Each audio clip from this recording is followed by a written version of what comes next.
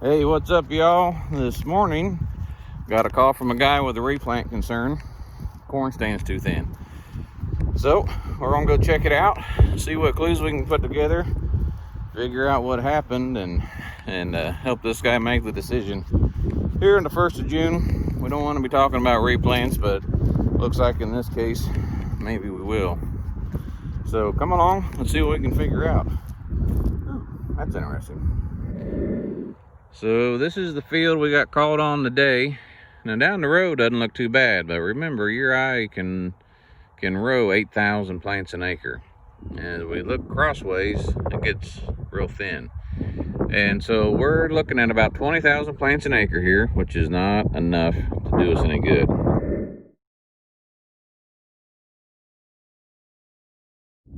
Thing that I noticed out on this field is this guy switched from corn after beans to corn on corn, and there's something different in this tillage pass that's causing the corn planter to go awfully deep. These were planted a solid 3 inches below the ground, and you can see that the row cleaners are digging deep and digging trenches instead of skipping right along the ground.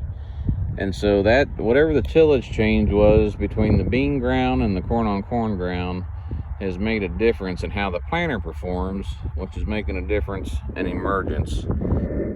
Try to get down in the furrow here where you can see just how deep the row cleaners were plowing. And we want the ground here and the 30-inch spacings to be the same height as the furrow. And as you can see, those row cleaners are really digging in deep, plowing their own trench, and this is going to cause problems all the way along. Water is going to pond right on top of these rows, and it's just going to add stress to these plants. Again, as we change the crop rotation and change the tillage passes, we need to stop and double check those planter settings and make sure this type of activity is not going to happen. So this was planted right ahead of the freeze. It got down into the 20s after the planting date, and when the soil temperatures drop and get that cold, corn gets real brittle, and I think that is going to be part of our problem. So on this plant sample here, again, we're 3 inches deep planting depth, and we can see some chill damage here in the mesocotyl. And this is the coleoptile that holds that leaf structure together and gives us the rigidity to push. And this one just barely made it. There you can see the end of the coleoptile there, which was just below the soil line. And it pushed just long enough that the leaves made it out. We didn't have any rupturing along the side here. They made it out, and this kept going. But you can still see, one, how far this plant had to go to make it out of the ground, the chilling damage early on, and it just barely made it.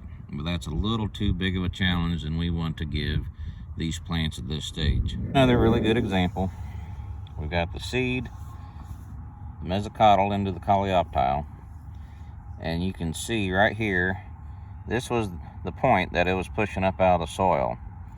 And as this cold and brittle plant material pushed up through the soil profile, it tore and ruptured right here, and then all the leaves busted out of the side instead of pushing at this point here. And without the rigidity of this sheath wrapped around them, they just flopped out underground and never pushed up through the soil type. And all the missing plants we got through here are all leafed out in the same way. So I think we've kind of determined our trouble, that as we switch tillage practices, we needed to make adjustments to the planter to make sure we're not going too deep, we're not digging trenches and furrows. And planting ahead of the cold weather has caused the chilling damage and the ruptured coleoptiles and leafing out under the ground. I think that's why we've got the trouble, and that's why we're in a replant situation. We got final stands below 20,000. So the field cultivator's on the way, and this one gets redone.